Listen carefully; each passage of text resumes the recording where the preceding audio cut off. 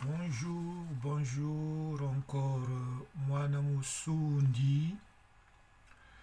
C'est pour faire l'analyse d'un document encore. Tu parles de Anta Diop. Encore, bon, il n'y a pas longtemps, je me suis fait supprimer un document où j'ai fait que le complément de ce que Anta Diop a présenté, on va y revenir. Et là, il faudrait que, il est temps franchement que nous puissions parler de nous, et ne pas nous laisser manipuler par, voilà. Donc, la chanson, pour animer. C'est-à-dire, il s'agit d'un document envoyé par le groupe Temple Éducatif. Je vais vous le lire très vite. Il s'agit de Cheikh Anta Diop. Le titre, c'est La thèse de doctorat refusée. Ici, on dit, c'était en 1951. À 27 ans, Cheikh Anta Diop prépare une thèse de doctorat à l'Université de Paris. Son titre, je cite, De l'Antiquité nègre égyptienne aux problèmes culturels de l'Afrique noire. Fin d'aujourd'hui, dans laquelle il affirme que la civilisation égyptienne était noire, qu'elle était antérieure à toutes les autres, et que la langue et la culture égyptienne se sont ensuite diffusées dans l'Afrique. En partie vrai. Je dis bien en partie vrai. La thèse est refusée, officiellement parce qu'il ne parvient pas à réunir un jury. Mais la vraie raison était ailleurs. Le monde académique à l'époque n'était pas disposé, en écrit entre parenthèses, elle ne l'est toujours pas aujourd'hui, à accepter la vérité qui sort de la tête d'un colonisé. Laquelle vérité remettant en cause toute la littérature produite jusque-là sur l'origine des Égyptiens antiques. Égyptiens antiques, oui. On cite aussi Aimé Césaire qui se bat alors pour lui trouver un éditeur. La thèse refusée sort enfin en 1954 sous forme le livre chez Présence africaine de Aliou Diop. Donc sous un titre devenu mythique, Nation nègre et culture. Bon, nous connaissons tous ce livre-là. Le livre le plus audacieux qu'un nègre ait jamais écrit. Un nègre n'ait jamais écrit. On dira, Aimé Césaire, dans son discours le plus colonialisme. Le livre rencontre un succès historique. Le jeune intellectuel africain est invité dans des débats et commence à animer des conférences. Cheikh Anta Diop a 30 ans, excusez-moi. Je viens de manger. Cheikh Anta Diop a 30 ans. Contre mauvaise fortune, l'université accepte enfin qu'il soutienne sa thèse. Ce fut l'une des soutenances la plus médiatisée du XXe siècle. Il obtiendra finalement son doctorat en 1960 avec la mention honorable. Plus tard, ils ont évité de façon subtile, comme ils le font toujours, que Cheikh Anta Diop enseigne. Oui, il ne fallait pas qu'il devienne professeur. Il ne fallait pas qu'il ait un contact avec les étudiants des universités africaines. Ce cordon sanitaire est toujours là. Cheikh Anta Diop doit être oublié, ses travaux discrédités, pour que la pensée coloniale continue à dominer le monde des idées en Afrique et à asservir les consciences. Texte écrit par Ibrahim Khalil Touré. Et ça a été envoyé, moi j'ai reçu, j'ai fait mon commentaire, dit oui, sauf que pour qu'il puisse réunir un jury, il fallait qu'il mette de l'eau dans son verre de vin, n'est-ce pas? Une pousse a été mise. Donc, mon analyse à moi, lequel? Voilà donc, Cheikh Anta Diop, découvre une partie de l'histoire qu'on nous cache.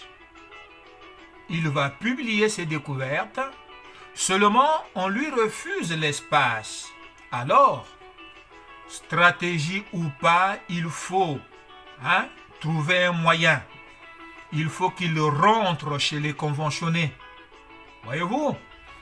Donc, un peu d'eau dans son verre. Oui. Beaucoup d'eau ou un peu. Mais quelle qu'en soit la quantité d'eau que vous mettrez dans votre vin, la qualité ne sera plus la même. Voyez-vous?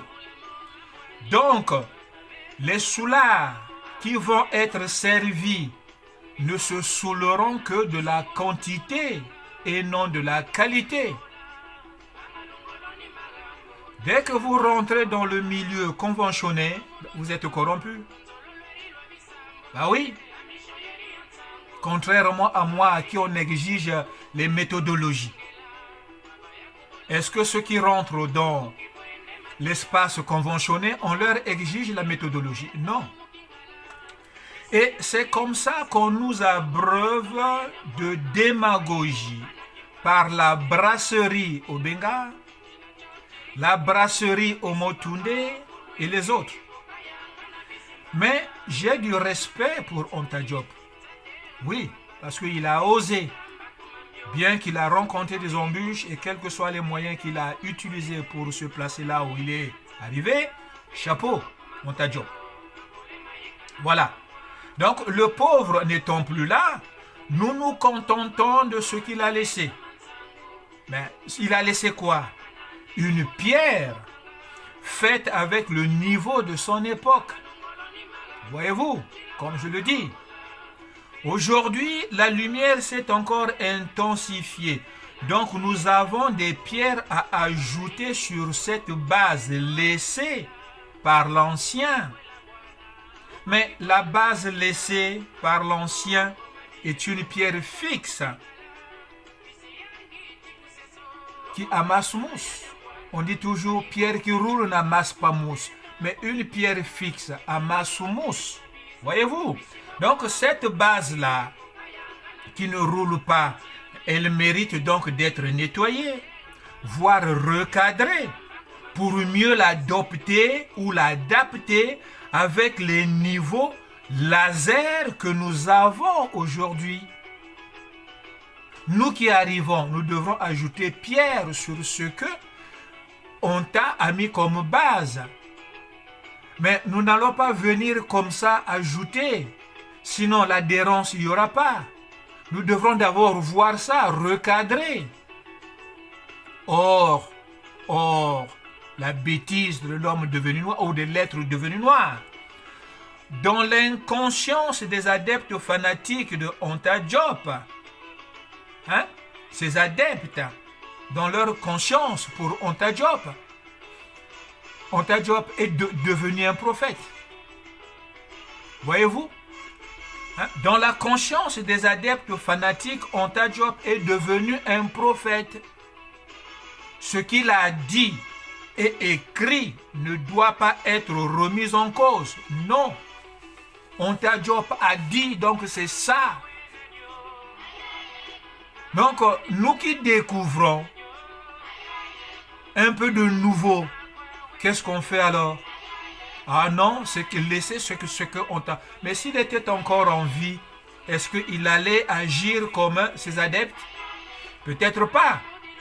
Alors, donc, nous qui sommes là, qui trouvons, qui découvrons, qu'est-ce que nous faisons? Mais nous devrons pourtant suivre le chemin tracé par Onta Diop. Mais qui le veut ou pas, le nettoyer. Vous savez, la sincérité peut être dans les propos, mais le mensonge est pourtant dans les mots, bien accroché comme un morpion qui va même jusqu'à prendre la couleur de la peau qui l'héberge. Voyez-vous, méditez là-dessus. Quand on nous parle de la civilisation égyptienne, qui en est le fondateur? Ben oui, C'est une question qu'on n'a jamais posée. La civilisation grecque, on sait que le fondateur, c'est Alexandre le Grand. La civilisation romaine, Romus et Romulus. Mais qui est le fondateur de la civilisation égyptienne? Voyez-vous, on nous parle de la langue égyptienne, mais quelle était cette langue? Voyez, Anta Diop a laissé une vidéo dans laquelle il présentait le buste d'un personnage qui, d'après lui, est le premier roi de la terre. Le buste est retrouvé en Égypte, dans une période où les hiéroglyphes sont décodés. Il n'a pas su donner le nom à ce roi. Bien que le buste avait des traits négroïdes, rien ne prouve que c'était un roi. Voyez-vous, moi j'ai apporté ma contribution là-dessus en démontrant que le premier roi de la terre s'appelait Mudumango. Et la Bible dit Nimrod, de son vrai nom Sinéar. Cette vidéo a été coupée, zappée, parce que j'ai dit ce qui est vrai.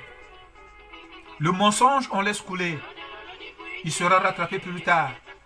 Mais comme la vérité est têtue, la vérité, nous qui disons, les nègres qui disons les vérités aujourd'hui, il faut assurer. Voyez-vous? Maintenant, est-ce que vous savez que la position de nègre que nous hissons, que vous hissez, vous qui acceptez d'être nègre, avec fierté, cette position cause problème? Bah oui, ça cause problème. À partir du 19e siècle ou 18e siècle, époque où on nous a classés comme des noirs nègres, toutes les découvertes que nous faisons sont labellisées par ceux qui sont devenus blancs. Oui. Vous balancez des vidéos, le téléphone a été inventé par un noir, regardez. Mais la paternité de cette découverte est attribuée par un blanc. Pourquoi? Parce que nous sommes nègres. Ben oui, parce que vous êtes des nègres. Tout ce que vous découvrirez appartiendra désormais à vos maîtres. Et vous l'acceptez si bien d'être nègre. Combien de fois on n'entend pas « je suis fier d'être noir, je suis fier d'être nègre ». Hein? Mais laissez donc vos maîtres porter signature sur tout ce que vous découvrez. Puisque vous êtes que des nègres. Ou on enlève que, puisque vous êtes des nègres. Hein? Je répète encore, la sincérité peut couvrir un propos, mais lorsque les mots composants du propos dessinent un mensonge, faut-il le corriger ou non? J'ai du respect pour Anta Diop. Dois-je pas corriger là où il a fauté? À son époque, ce n'était pas une faute. Mais aujourd'hui, on découvre que là, avec la lumière qui s'intensifie, on peut corriger. Même Aimé Césaire a fait une faute. Quand il dit « Le malheur de l'Afrique, c'est d'avoir croisé la France ». C'est vrai, en partie faux. Si on décortique bien cette phrase, mettons les mots à leur place. L'Afrique, à partir du moment où on attribue le continent non, hein, au continent le nom Afrique, la France n'existait pas encore. Mais c'était un malheur. On enlève le nom couche, on met Afrique. C'est un malheur. Hein? Et quand l'Égypte est tombée, c'était un malheur aussi. La France n'existait pas. Voyez-vous? L'identité Congo, de par sa civilisation, nous sommes dans une période finale. C'est la fin d'une période historique de la civilisation Mudumango. Voyez-vous? Voilà, c'est tout ce que j'avais à dire et j'espère que beaucoup feront des commentaires pour corriger là où il se doit d'être corrigé. Allez, Mwana Musundi.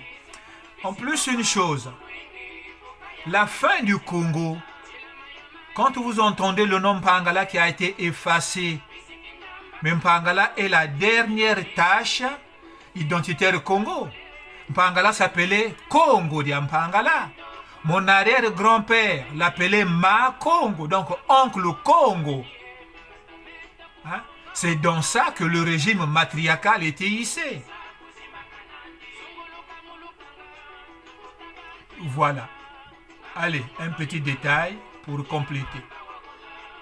L'identité Congo. Voilà le travail que je suis en train de faire. Ciao, ciao, à la prochaine.